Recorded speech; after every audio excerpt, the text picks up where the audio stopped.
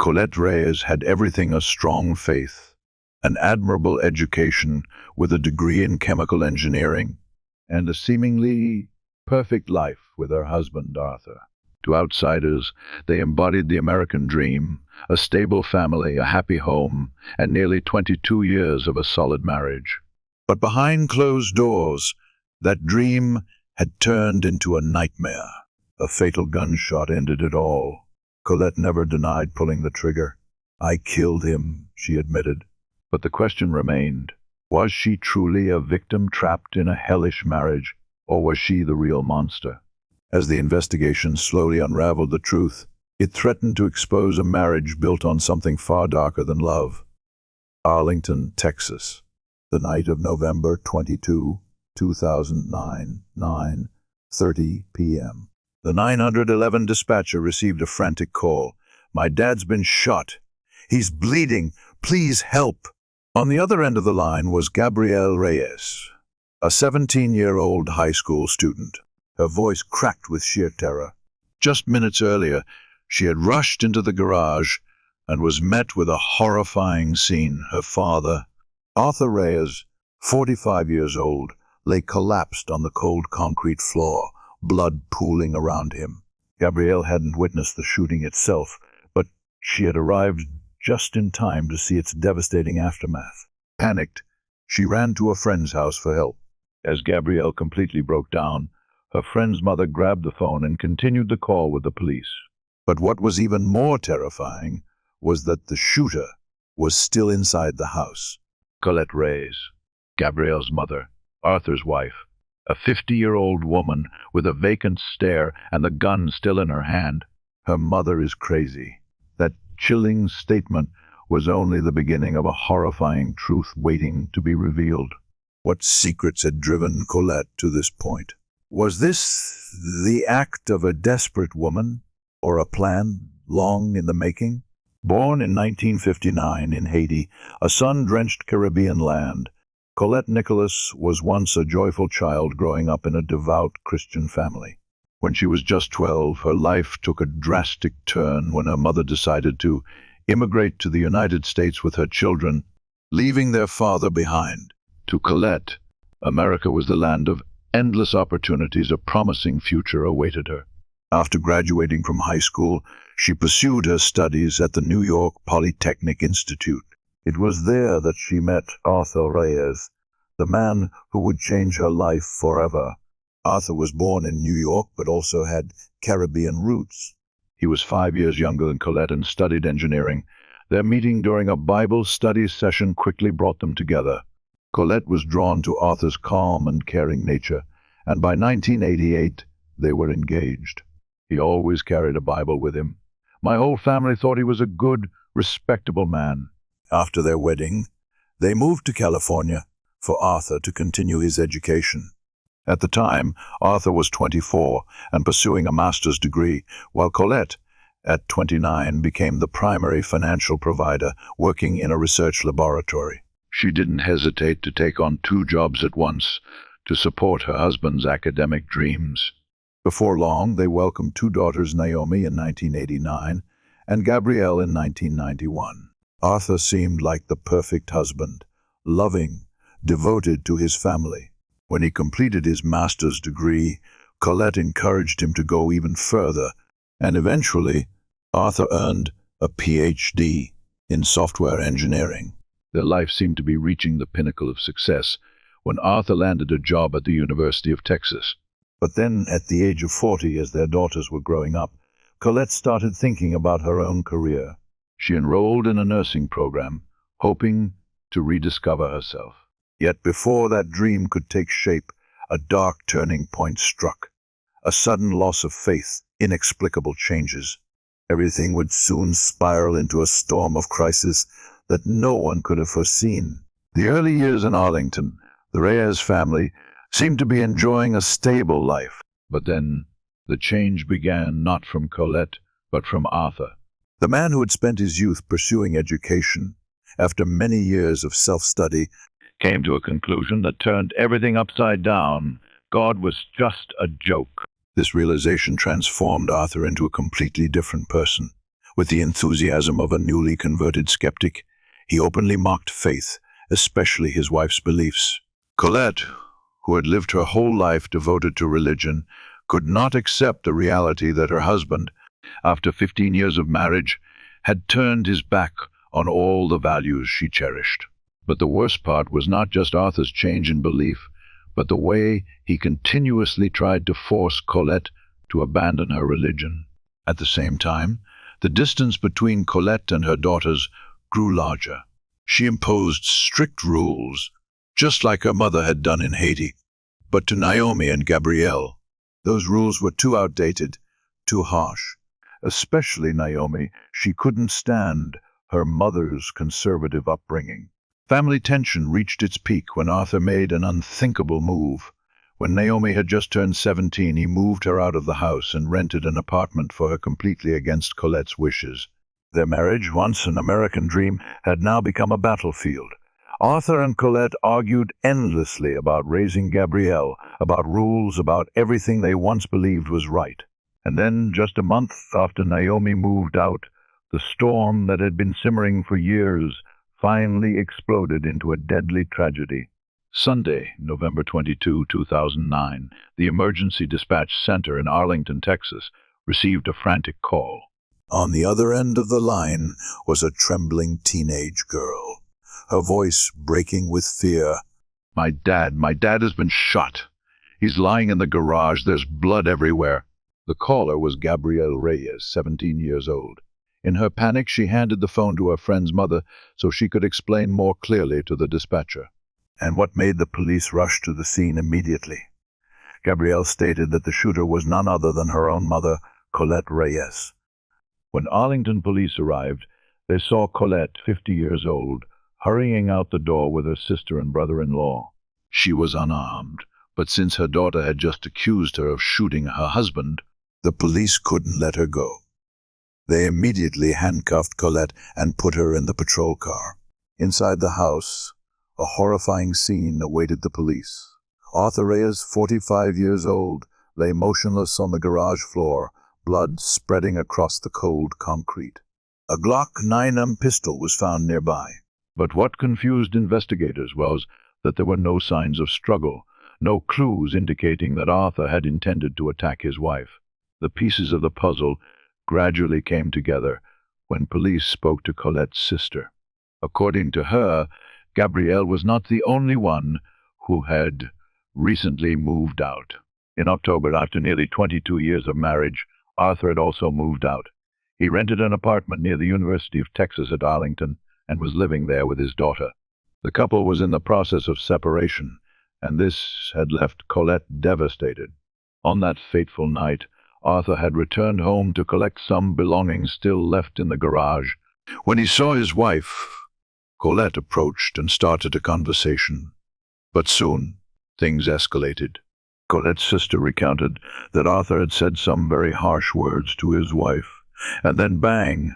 A gunshot shattered the night. Colette's sister ran into the garage, only to witness a haunting scene. Arthur collapsed on the floor, Colette standing right over him. She simply said one cold sentence, "I shot him," but Colette insisted she had no other choice. She claimed that Arthur also had a gun.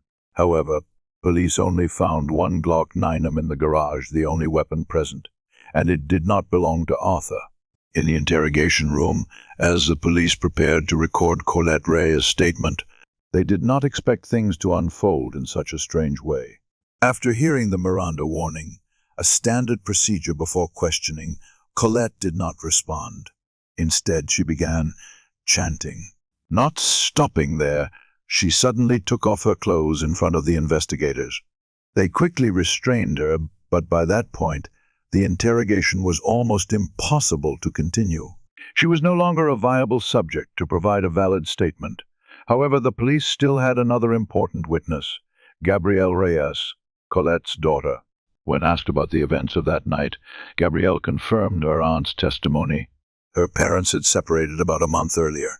In October 2009, Arthur and Gabrielle moved out of the house. On the night of the shooting, Arthur returned to gather the remaining items in the garage. Gabrielle recounted that she had been at a friend's house 2 blocks away. Around 9 p.m., she left her friend's house and walked home. But as she approached, a gunshot rang out. Rushing into the garage, she witnessed a horrifying scene. Her father lay in a pool of blood. Panicked, Gabrielle immediately called 911. She did not witness the confrontation between her parents firsthand, but there was one thing she was certain of. Her mother had plenty of reasons to be angry with her father. According to Gabrielle, Arthur had another woman. He had requested a divorce, and the paperwork was scheduled to be filed on Monday, just one day after he was shot. Gabrielle believed this was the reason her father chose Sunday to finish packing his belongings. So what really happened? Did Arthur pull a gun, threaten his wife, forcing Colette to shoot in self-defense? Or did the intense confrontation push Colette into an uncontrollable rage? Whatever the truth, the final decision would be left to the court. Colette Reyes was officially arrested and taken to the Tarrant County Jail on a murder charge. In early December 2009, more than a week after Colette Reyes shot and killed her estranged husband, she not only insisted that Arthur had drawn a gun on her that night, but also claimed that he had abused her for years. And in fact, the police had records to support this claim. 2 years earlier, the police had been called to their home for a domestic violence incident. At that time, Arthur and Colette had argued about their daughter, leading to a physical altercation. Arthur hit Colette, and she immediately reported it to the police. Another incident occurred in October 2009, right after Arthur and Gabrielle moved out. The family conflict escalated into a fight, resulting in both Arthur and Gabrielle being charged with minor assault. With documented records of these incidents, Colette's claim of acting in self-defense seemed plausible. But was the truth really as she claimed? Investigators found an astonishing piece of evidence, an audio recording. It turned out that Colette had secretly recorded several conversations between her and Arthur. The recording began right after Arthur arrived at the house to gather his belongings. In the conversation, Miriam, Colette's sister, tried to mediate. "Arthur, you should get back together with Colette." But Arthur immediately reacted angrily, berating Colette with harsh words. Unwilling to hear more, Miriam left the garage, but Colette remained, continuing to listen to her husband's fury. A few seconds later, a gunshot rang out. Miriam rushed back into the garage and witnessed the horrifying scene. Arthur collapsed on the floor, blood pooling around him. In the recording, Colette admitted, "I shot him." But she also stated, Arthur had a gun. However, the police only found a Glock 9mm, Colette's weapon. There was no evidence that Arthur had been holding a gun or had threatened her with a weapon. So, did Colette truly act in self-defense, or was this a murder driven by years of resentment, pain, and anger? Whatever the answer, one thing was certain: Colette would have to face justice. The prosecutors did not take long to overturn Colette's testimony. In fact, the audio recording contained no indication that Arthur had drawn a gun to threaten her before being shot. Even her defense attorneys struggled to reconcile Colette's claims with what was actually recorded. Her behavior after the incident also became more perplexing than ever. She repeatedly made bizarre statements such as, "People tell me he's dead, but I don't know if that's really true." These vague and seemingly detached remarks led investigators to consider the possibility that she had mental health issues. In fact, medical records showed that Colette had a long history of mental illness. In 1994, she had suffered a severe breakdown to the point where she believed that her colleagues, particularly lesbian women, were deliberately touching her and conspiring to infect her with AIDS. She felt persecuted at work, consumed by uncontrollable paranoia. Yet, despite these alarming signs, Colette had never sought or accepted treatment. And now, with a life lost and her future hanging in the balance before the court's judgment, the question remained: did Colette truly lose control in that fateful moment, or was she merely using her mental health issues as an excuse to escape responsibility? In November 2011, both the defense and the prosecution agreed that Colette was unfit to stand trial. The judge ordered her to be placed in a psychiatric hospital for treatment. However, just a few months later, in February 2012, her condition was deemed to have improved significantly, enough for her to return to court. Everything seemed to be proceeding smoothly, but by August 2012, as the trial date approached, the defense attorney suddenly requested a new hearing to reassess Colette's mental competency. This time, the prosecution did not agree. At the hearing in January 2013, the prosecutor called a psychologist to testify. This expert presented a completely different perspective. She asserted that Colette was faking her mental illness symptoms to evade legal responsibility. According to her assessment, Colette had deliberately exaggerated and misrepresented her condition to gain an advantage in her murder trial. Despite the defense attorney's objections, the judge ruled that Colette was competent to continue standing trial. More than 3 years after that fateful night, she could no longer escape the judgment of the law. On November 5, 2013, at the Tarrant County Courthouse in Fort Worth, Texas, Colette Reyes finally stood trial for the murder of her husband. She admitted to shooting Arthur, but the key question remained: was it an act of self-defense or a premeditated killing? In the opening statements, prosecutors argued that Colette was not just a mentally ill person, but had also intentionally faked her illness to avoid accountability. They dismissed her previous self-defense claim, emphasizing that this was a calculated murder. On the other hand, Colette's defense team abandoned their self-defense argument and instead shifted toward an insanity plea. The jury quickly heard testimony from key witnesses, Colette and Arthur's 2 daughters. Contrary to Colette's accusations that Arthur was an abuser, Gabrielle and Naomi painted a completely different picture. Naomi recalled a haunting incident when she was a child. Because she refused to go to school, her mother grabbed her by the hair, dragged her outside, and threw her into a trash can. Gabrielle, who was 21 at the time, provided an even more shocking statement. She believed her mother had planned the murder in advance. According to her, on the night of the crime, there were 3 guns in the house that Arthur owned. But after Colette lived alone, these guns disappeared, including the Glock 9, the murder weapon. This led Gabrielle to believe that her mother had premeditated her father's killing. Prosecutors also presented a compelling theory. Colette's true motive was not just family conflict, but also financial gain. For 10 years, Colette had barely worked, relying entirely on Arthur for financial support. When Arthur left her, the fear of an uncertain future became overwhelming. And as the prosecutor revealed to the jury, one of the first things Colette did after being released on bail was to file a claim for Arthur's life insurance, a sum of up to $250.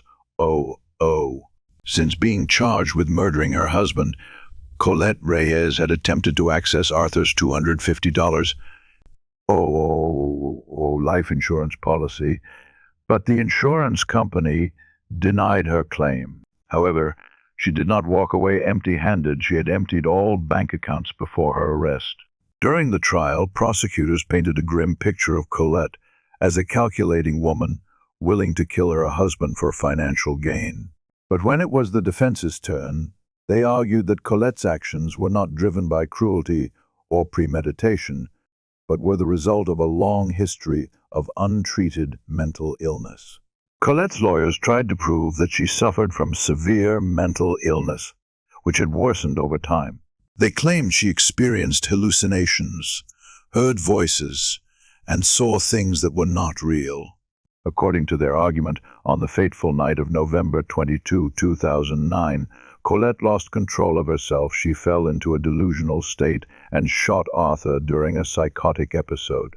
Colette's sister also testified, stating that all Colette had ever wanted was to save her marriage, but her illness had caused her to lose control. However, the question remained, was Colette truly suffering from severe mental illness, or was she merely exploiting it to evade responsibility? Her behavior in the courtroom only fueled suspicions. Her bizarre actions, from chanting during interrogations to deliberately disrupting court proceedings, had allowed her to delay the trial for 4 years. Prosecutors argued that these were not signs of mental illness, but a deliberate tactic, a tool that Colette had used to buy time and avoid sentencing. On November 13, 2013, Colette Reyes' defense team argued that she was not guilty by reason of insanity. However, after approximately 5 hours of deliberation, the jury reached its final verdict. Colette was guilty of murder. Before sentencing, Colette was given the opportunity to speak. She chose to testify on her own behalf, but her statements were incoherent and disjointed. Her strange words prompted the judge to try to intervene, while her defense team continued to insist that she was genuinely insane. However, the jury was not convinced. In the end, they sentenced Colette to 45 years in prison for murder. She would now spend her life behind bars, paying the price for what she had done.